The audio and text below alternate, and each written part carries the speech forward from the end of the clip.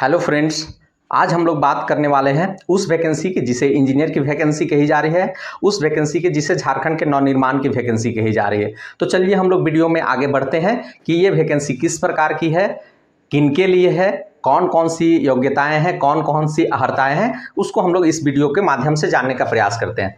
जैसा कि हम लोग देख रहे हैं, ये जो वीडियो आई है, ये जो वैकेंसी आई है वो Jharkhand staff selection commission Jharkhand diploma स्तर संयुक्त परीक्षा 2023 है ना, इसके अंतर्गत ये नोटिफिकेशन आई है, प्रकाशित हुई है।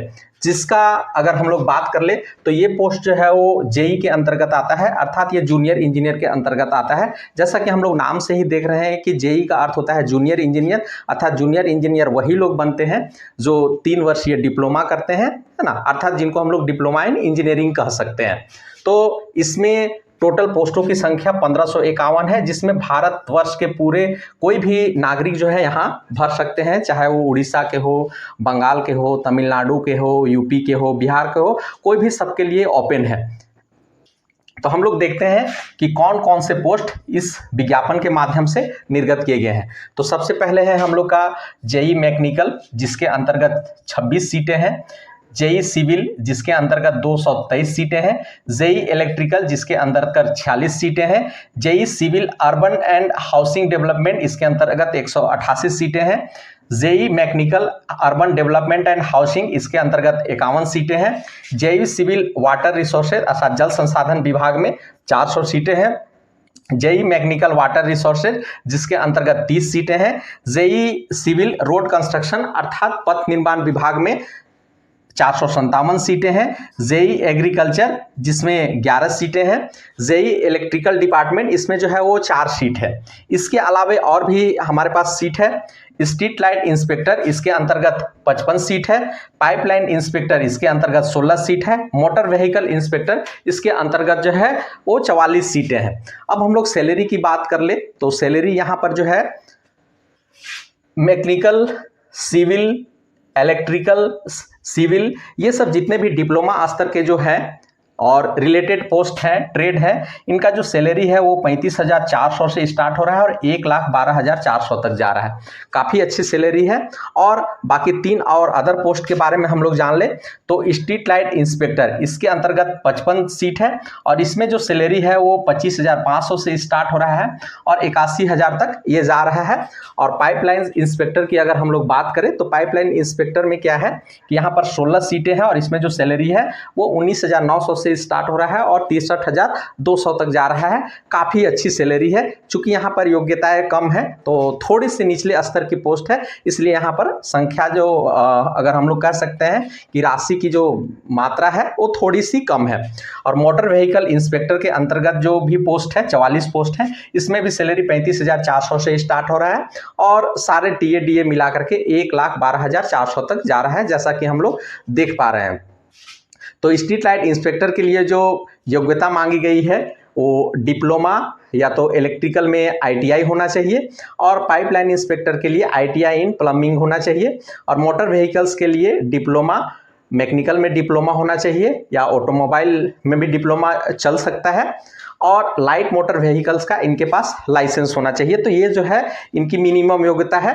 अगर हम लोग diploma in engineering related post की बात कर ले तो जितने भी अभी हम लोग पोस्ट के बारे में बात किए तो रिलेटेड पोस्ट में या रिलेटेड ट्रेड में जो है वो 3 साल वाले जो डिप्लोमा होते हैं वो मान्य है यहाँ पर, अर्थात 3 वर्षीय जो डिप्लोमा करते हैं वो इस पोस्ट के लिए एलिजिबल है, इस फॉर्म को भर सकते हैं।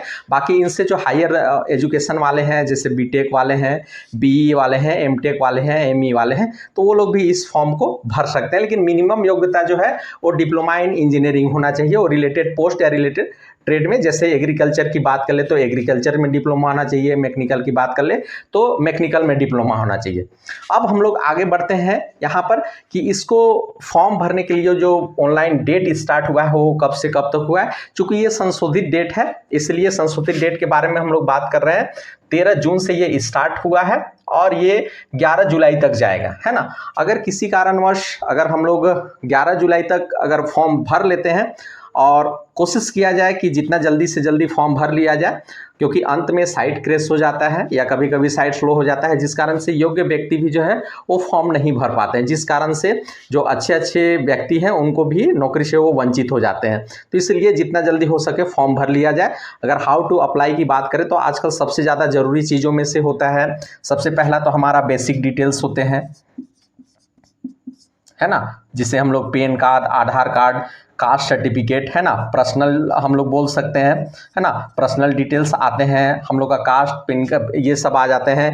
एजुकेशनल हम लोग का डिटेल्स आ जाता है जिसमें हमारा सारा सर्टिफिकेट होता है। तो उस सब के मदद से हम लोग फॉर्म भर सकते हैं।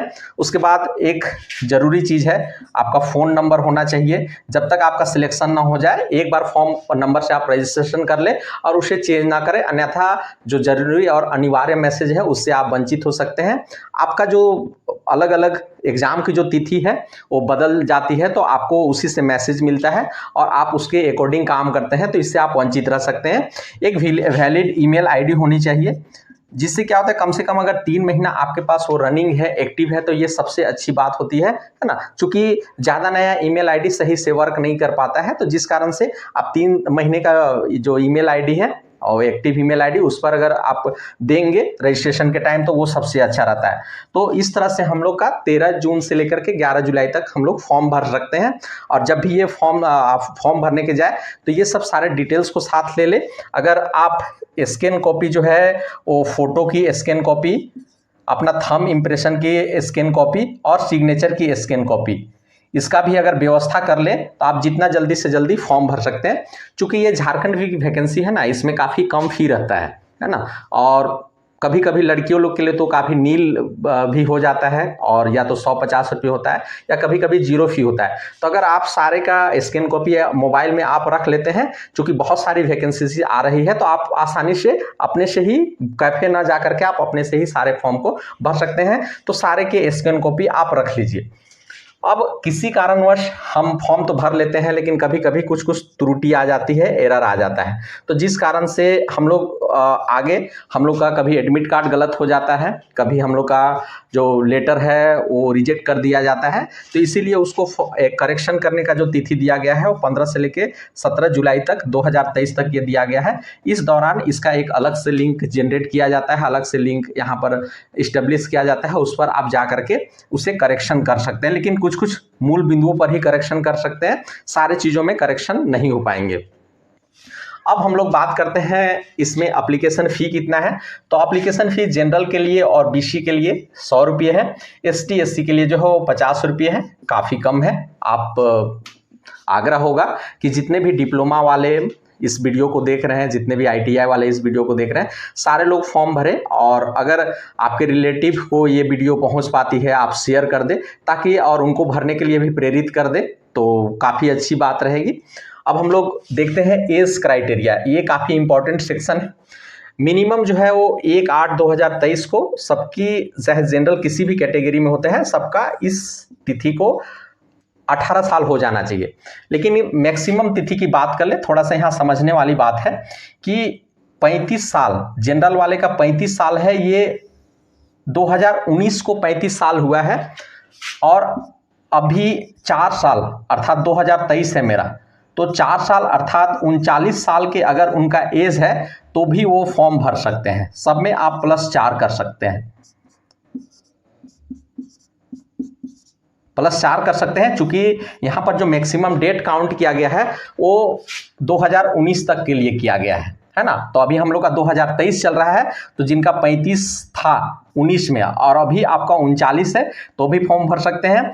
37 है और उसमें आप जिनका 41 है वो भी फॉर्म भर सकते हैं। जो 42 है एसटी वाले में वो भी फॉर्म भर सकते हैं, एससी वाले में 42 है तो भी फॉर्म भर सकते हैं, और फीमेल कैंडिडेट 44 है तो भी फॉर्म भर सकते हैं।